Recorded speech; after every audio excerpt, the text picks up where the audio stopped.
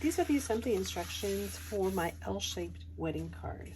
So my card base consists of two identical pieces. One of them I have in vertical position like so, and the other one has the horizontal extension. So then I have this narrow rectangle with two score lines in the center, and I've just folded down on both score lines. So I've just put glue from the score line to the edge. I'm trying to center it as best I can on that vertical panel. Just glued it to the bottom. I'm trying to center it as much as possible. And I fold it on that score line like so. So next I'm putting glue from the other score line. So there's going to be a gap, and then from the next score line to the edge. And I'm going to take my other panel, gluing it so that the edges here on the left hand side are nice and even, and my piece is right up against that score line. So that's just my join piece between my two panels, and that's what's going to form my large L. I neglected to mention that I had score lines in the middle of both of these panels, and I just folded down and burnished those score lines. So next I have my decorative panels. I've embossed these panels using a 3D embossing folder and my embossing machine. It was not done on the Cricut.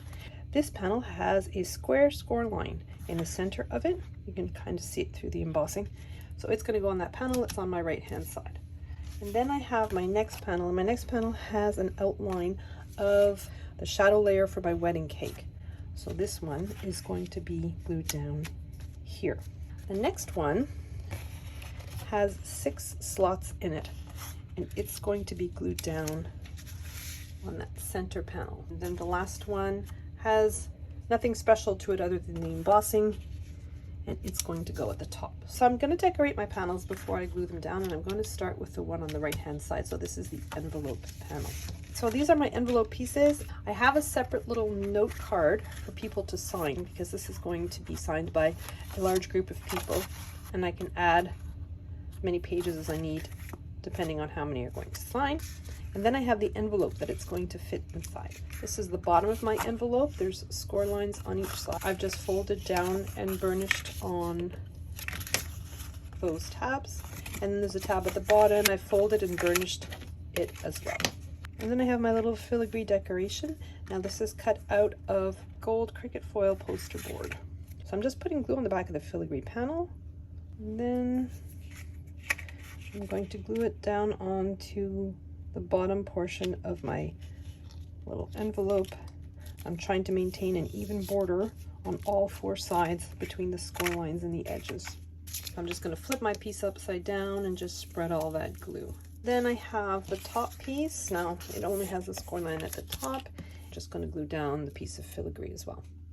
So I'm just putting glue on all 3 of those tabs. So I'm gluing the bottom of the envelope down. And then I'm going to put glue along the top tab, just positioning on that top line that's scored onto the panel and making sure that the edges are nice and flush. And then I can just spread that glue. So then I have my little booklet. I've used the poster board for the cover, score line in the middle.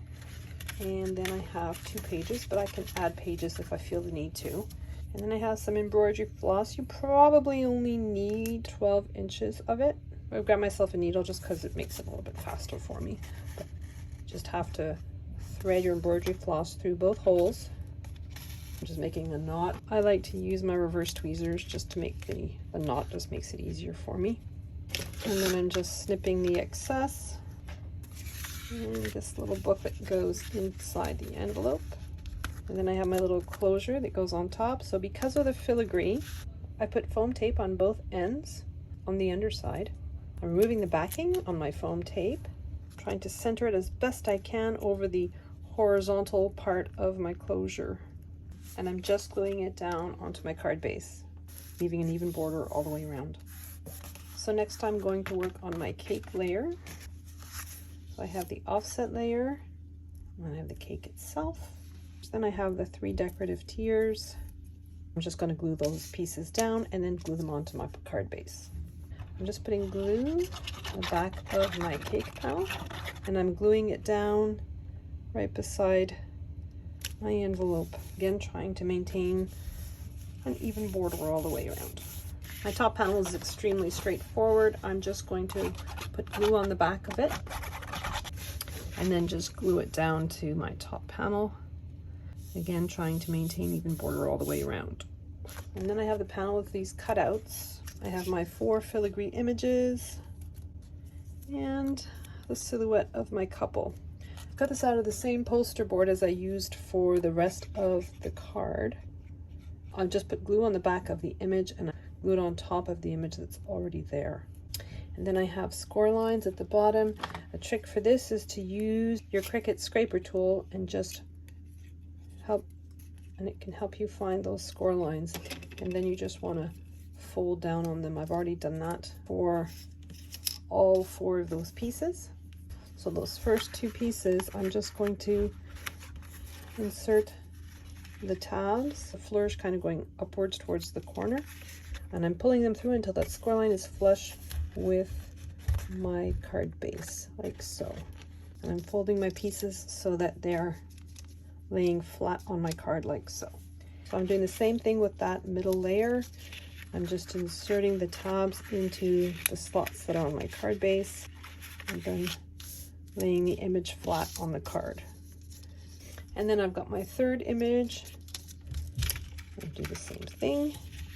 I'm going to flip my card base over. Now I'm looking at the underside of my card base, and I'm just putting glue underneath all of those tabs and sticking them to the card base. I just want to be sure that everything's nice and straight and in position when I do that. I'm just tucking some glue underneath there and then gluing them down. Normally I use acetate or cardstock for this, but I'm going to give vellum a try. I had some scrap vellum and I cut out 6 pieces. I've already folded down on the score lines at each end, so that leaves me with 2 tabs on each end and a 1-inch piece. I'm going to start with my front pieces, and I've put a piece of paper there just to protect my cardstock. I'm just going to put glue on one of those tabs. The folded edge is right up against the edge of my piece, and I want it as straight as possible. And I'm going to do that on the other one as well. I'm just putting glue just on the tab. I'm adhering my vellum to my filigree piece. So I've got my filigree pieces folded downwards towards me, and I have those tabs flattened onto my card base. And I'm just putting glue on those tabs. Then I'm flattening my second level, so the level with the couple. I'm putting glue just on the tab, placing it right around the edge of that arc, like so. I'm going to do that on the other side as well, approximately the same level. It's right up against the edge of the arc, and it's right almost at the level of the couple's heads, maybe just a little bit lower. And I'm putting glue on both those tabs, and I'm folding the arc forward. So now I'm just going to remove my copy paper, and then when I pull, the whole layer comes up. I'm grabbing my card base again. I'm just putting glue on the back of that panel. My pop-up element is folded forwards and just gluing down that panel. So next I'm taking my copy paper again. I don't want to get any glue on any of those layers underneath, so I just put my copy paper to protect my cardstock. I'm just putting glue along my vellum, gluing it on as straight as possible here. I'm just gluing down my second piece of vellum. Pretty much the same spot, and then I'm putting glue on both tabs, so from the score line to the end of the tab, taking my copy paper away and closing my card. I'm just applying pressure where I estimate those pieces of vellum are, and then when I open it, I have that pop-up element. Because of its unusual shape, my card closes a little bit unusually, so the top folds down first, the side folds down second, and then you bring that top down. And this becomes the front of my card. So I have these 2 pieces of ribbon. I've cut them at approximately 8 inches, and they're about 1/2 inch in width. My card measures 5 3/4, and if I deduct the 1/2 inch for the ribbon, I'm left with 5 1/4. Divided by 2, that would be 2.625, so it would be approximately here. Glue my ribbon down here. So this is the cover of my card. So I'm putting some red line tape just where that ribbon is going to go. I'm going to release the backing on my red line tape, and then just glue down my ribbon and flip my card around, putting some red line tape on the other side as well, and then just gluing down my other ribbon. So the cover of my card is going to be a little bit different, but the 4 other panels of my card, so here, here, and here, will be decorated the same way. Each layer, my smaller green layer, I'm going to try to get an even border all the way around. Then I'm going to glue on my filigree layer, and then I have this simple gold trim that I'm going to put in the center. I am going to glue those 4 layers together, and I have to do that 3 times. One of those panels that's going to go here, another one of those panels that's going to go here, and then my 3rd panel goes on the back of the card. Front of the card, I have the 3 same panels with the same motif, and then I have my bows. I'm going to start with the black bow. I'm using my bone folder to curl the ends of the one that looks a little bit like some swim goggles. I'm putting a little piece of foam tape in the center. You could use glue. I just like the look of the foam tape. I find it gives it a little more dimension. And then I'm going to take this little end, this little stem here, and it's going to go right in the center. And then I'm going to do that on the other side as well. I want this to curve around. So I'm going to flip this over so I'm looking at my join. That's the back of my bow. More foam tape on the back. Center it on top of the tail ends of my bow. And then I'm going to take that little center piece. I'm going to position it so that it's pretty much has an even amount on the top and the bottom, and then I'm just going to wrap it around like so.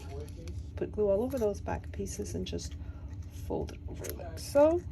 And then I'm putting another piece of double-sided tape on the back of the bow. That's ready to be stuck on. I'm going to do the same thing more or less with the white one.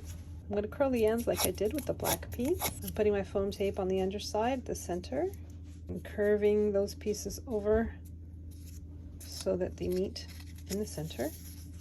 And this time I'm going to take that middle piece, I'm folding it over, I'm putting foam tape on the back, I'm putting my tails down on my mat, and then just centering my bow over the tail pieces like so.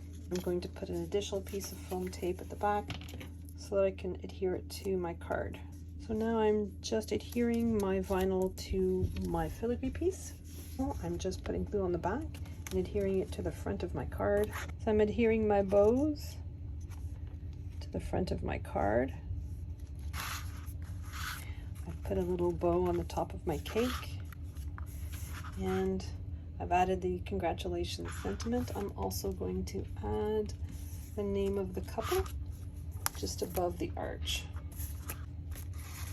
And that's my L-shaped wedding card.